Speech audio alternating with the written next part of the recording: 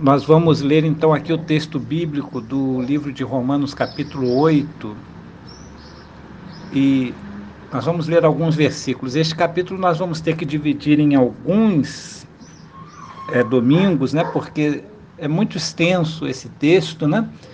E tem muitas coisas importantes. Porém, nós vamos tentar aqui resumir o máximo, né? Tem algumas coisas talvez que nós não vamos estar falando aqui pontualmente ali, tudo, né, que é necessário, porém nós vamos estar dando aqui uma visibilidade às principais questões que esse texto vem nos trazendo.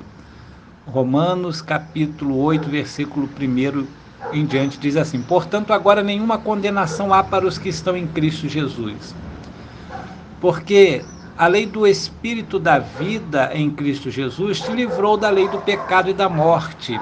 Porquanto o que era impossível à lei, visto que se achava fraca pela carne, Deus, enviando o seu próprio Filho em semelhança de carne do pecado, e por causa do pecado na carne condenou o pecado,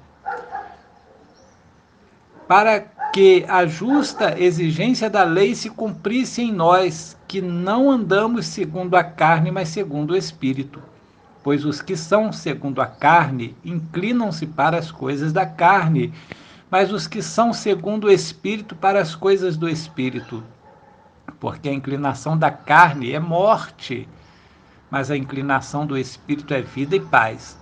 Porquanto a inclinação da carne é inimizade contra Deus, pois não é sujeita à lei de Deus, nem em verdade o pode ser. E os que estão na carne não podem agradar a Deus. Vós, porém, não estáis na carne, mas no Espírito, se é que o Espírito de Deus habita em vós. Mas se alguém não tem o Espírito de Cristo, esse tal não é dele. Ora, se Cristo está em vós, o corpo, na verdade, está morto por causa do pecado, mas o Espírito vive por causa da justiça. Se o Espírito daquele que dos mortos ressuscitou a Jesus habita em vós, aquele que dos mortos ressuscitou a Cristo Jesus há de vivificar também os vossos corpos mortais pelo seu Espírito que em vós habita. Portanto, irmãos, somos devedores, não a carne, para vivermos segundo a carne. Porque se viverdes segundo a carne, haveis de morrer, mas se pelo Espírito mortificardes as obras do corpo, vivereis. Pois todos os que são guiados pelo Espírito de Deus, esses são filhos de Deus. Porque não recebestes o espírito de escravidão, para outra vez estardes com temor, mas recebestes o espírito de adoção, pelo qual chamamos ou clamamos: Abba, Pai. O Espírito mesmo testifica com o nosso espírito que somos filhos de Deus. E se filhos, também herdeiros, herdeiros de Deus e co-herdeiros de Cristo. E se é certo que com ele padecestes, ou padecemos, para que também com ele sejamos glorificados. Pois tenho para mim que as aflições deste tempo presente não se podem comparar com a glória que em nós há de ser revelada, porque a criação aguarda com ardente expectativa a revelação dos filhos de Deus.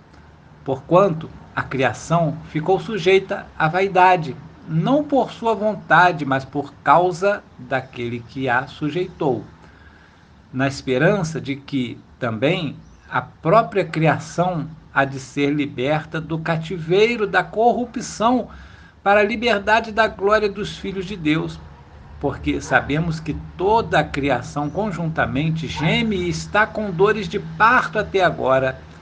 E não só ela, mas até nós, que temos as primícias do Espírito, também gememos em nós mesmos, aguardando a nossa adoção, né? Aqui está uma palavra errada. É adoção e não adoração. A saber, a redenção do nosso corpo, porque na esperança fomos salvos. Ora, a esperança que se vê não é esperança, pois o que alguém vê, como o espera? Mas se esperamos o que não vemos, com paciência o aguardamos. Louvado seja Deus. Vamos estar lendo aqui até esse versículo, né, o versículo 25, para a nossa meditação de hoje.